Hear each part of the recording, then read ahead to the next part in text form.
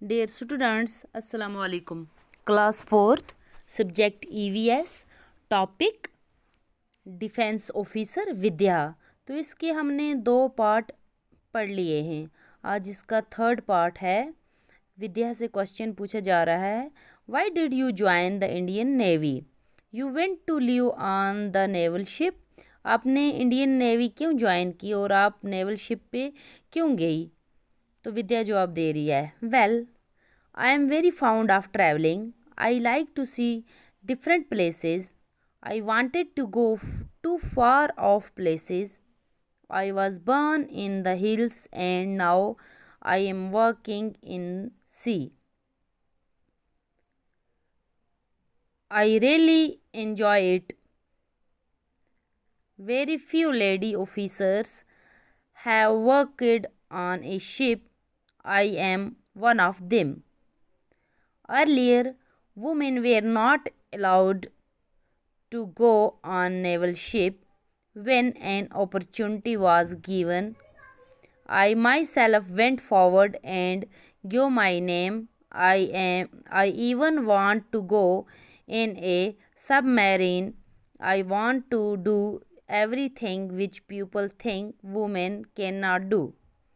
At present, women are not allowed to go in submarines, but whenever it is allowed, I will certainly go.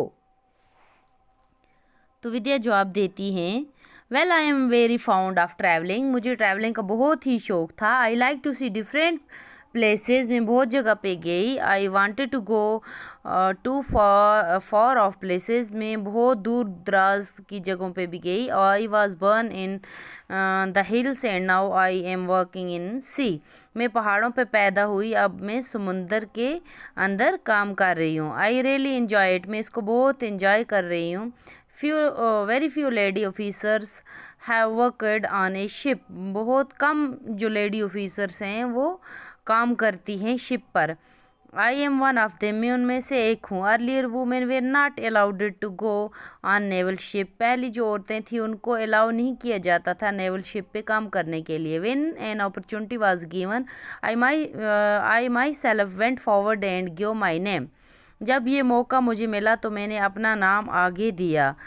I even want to go in a submarine. तो मैं समुंदर के अंदर जाना चाहती थी। I want to do everything which people think women can not do. मैं हर वो चीज़ करना चाहती थी जो लोग सोचते हैं कि औरतें नहीं कर सकती। At present women are not allowed to go in submarines. तो पहले क्या होता था, जो औरतें थी उनको समुंदर के अंदर जाने की इजाज़त नहीं होती थी। But when ever it is allowed, जब अलाउड किया गया, आई विल सर्टनली गो, तो मैं चली गई। तो फिर विद्या से क्वेश्चन हो रहा है, so what happened you to your degree of MBBS। तो उसको MBBS डिग्री जो उसने की उसके बारे में पूछ रहे हैं। तो विद्या जवाब देती है, I am a doctor but in Indian navy a naval doctor does not just go medicine to patient, she is in fact a medical officer. The ship goes to sea for 3-4 months at a time. There it is my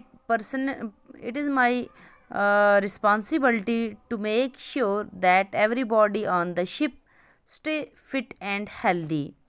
I carry out medical checkups of all the officers and sailors. I also have to make sure that cleanliness is maintained on the ship. तो विद्या जवाब देती, I am a doctor. मैं doctor हूँ, but in Indian navy a naval doctor does not just give medicine to patient. Indian navy में जो doctor होती है उसका काम सिर्फ यही नहीं होता है कि वो पेशेंट को दवाई दे, लेकिन she is in fact a medical officer. वो क्या होती है, एक मेडिकल ऑफिसर होती है। The ship goes to sea for 3-4 months at time. तो शिप समुद्र के अंदर 3-4 महीने के लिए जाती है। There it is my responsibility to make sure that everybody on the ship stay fit and healthy। तो ये मेरी क्या होती है, रिस्पॉन्सिबिलिटी होती है कि मैं हर आदमी का ख्याल रखूं ताकि हर बंदा जो शिप पे है वो फिट और हेल्दी रहे। I carry out medical checkup of all officers and sellers. तो मैं सबका मेडिकल चेकअप करती हूँ, तमाम ऑफिसर और जो सेलर्स होते हैं उनका। I also have to make sure that cleanliness is maintained on the ship.